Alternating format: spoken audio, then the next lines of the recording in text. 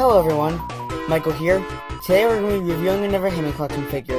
Today's going to be Simon the Sinoceratops, and is the second medium-sized dinosaur that I got in the collection. Now let's talk about the articulation. Funny enough, it was actually kind of difficult to pose him the first time I got him, but it did get more easier over time I used him, because I got to understand how to articulate this figure. But it's pretty good. The figure has pretty simple articulation for the front legs, and same for the back legs too. Now it may not have a neck joint, it is pretty good on the head articulation. It's pretty good and lively, and can turn really easily. It's mostly just like a bulb. It's kind of hard to describe, but it's still pretty easy to articulate. Also, it's pretty fun to move around. And the very simple bendy wire tail.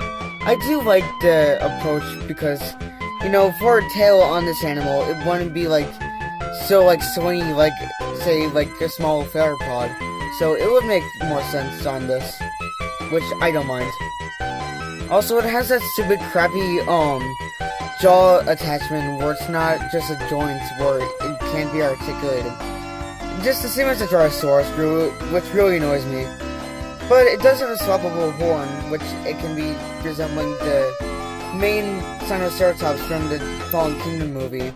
But I also drew both of those joints out because I just didn't want them. Ironically enough, same as the Tyrannosaurus jaw, you can just spread it open just to make it look kind of realistic without even using the open jaw, which is unnecessary in general. Honestly, the articulation is just really, really good, and I just like it personally. Now, it does have the same articulation joints as the other minifigures that I get really happy about while talking about those figures and saying how good they are. I just think that's really simple compared to those other figures, because it has simple articulation, because it's a simple animal with a simple figure. Now let's get to the fun part, the design! Yay! This is supposed to be the Sinoceratops from Jurassic World Fallen Kingdom. And, just like the Lost World Velociraptor design, it's really good. But it also has the same flaws as the Lost World Velociraptor figure, because it has a more different tone of color.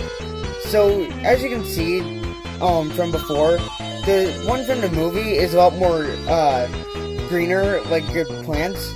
But this one's more of a teal color, and that kind of ruins the design because I like the more brighter green. And the rest of the design is very accurate to the source material, and I think it's really good. But the markings are a lot more smaller than they are in the movie. It's just a little nitpick that I knew, that I found out while I was recording, but it's not like a big thing. That's just a little thing that I just found.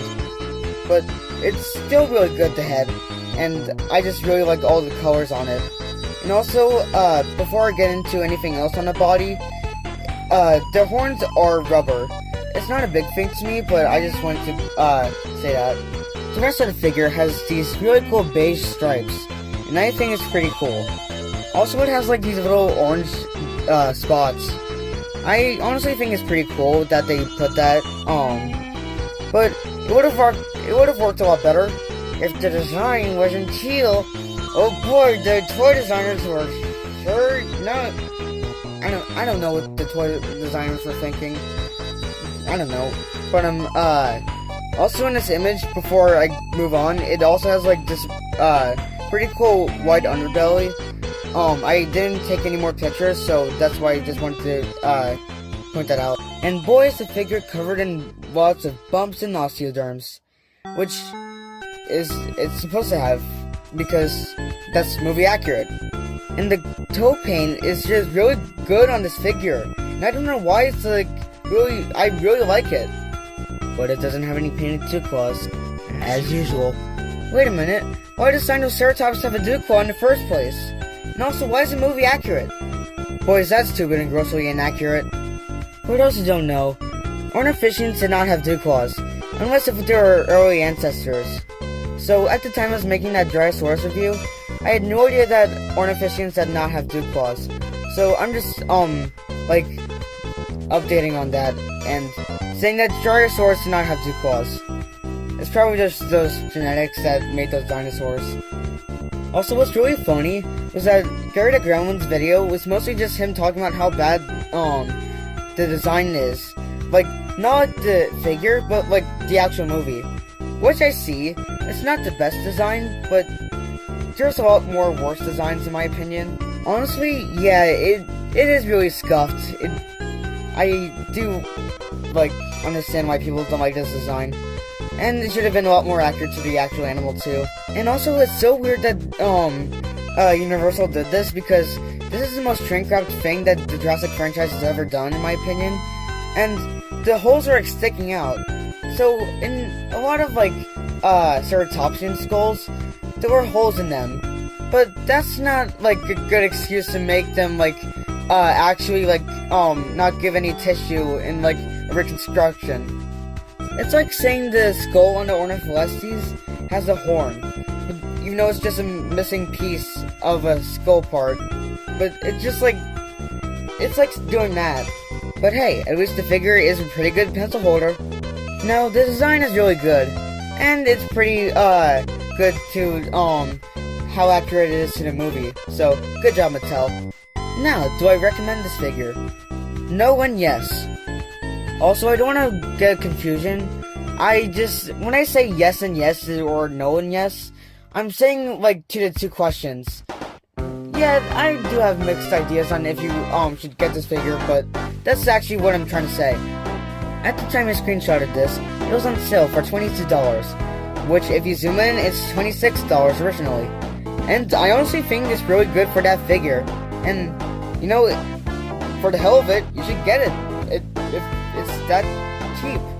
And honestly, for that kind of figure, I honestly think that it should be like $20 to $30, so that's okay with me.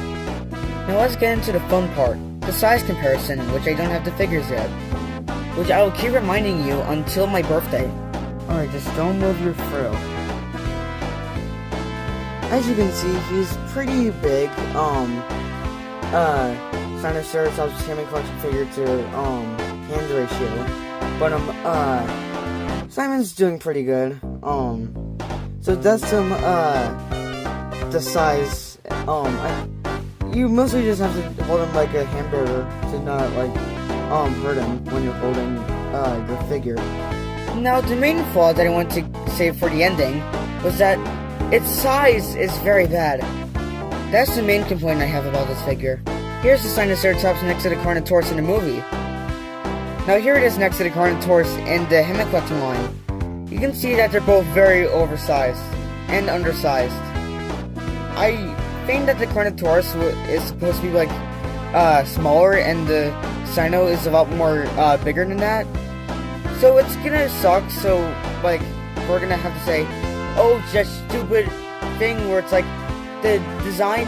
I mean, it's the juvenile or whatever. What am I saying? I'm talking about the same company who can't make a proper Toy Story figure. So that was my Hammond collection Sinoceratops review. Now, was it better than the other reviews? Yeah, I'd say it's so. But I don't know if the Velociraptor is better than this one or not. I have no idea. But yeah, it's a lot more shorter than the Velociraptor one. But remember, it was a simple figure, just compared to everything. But it was a pretty good video, in my opinion. So, I'm Michael, all the songs are in the description, and see ya. Editor Michael here. So, I'm sorry that the audio that I do is really quiet. That's also one of the other complaints I have of these videos. And also, when I was editing this, I realized that this video was 9 minutes and not like 4 minutes as I anticipated. So, yeah, it's not way shorter than the Velociraptor review, so yeah, sorry about that.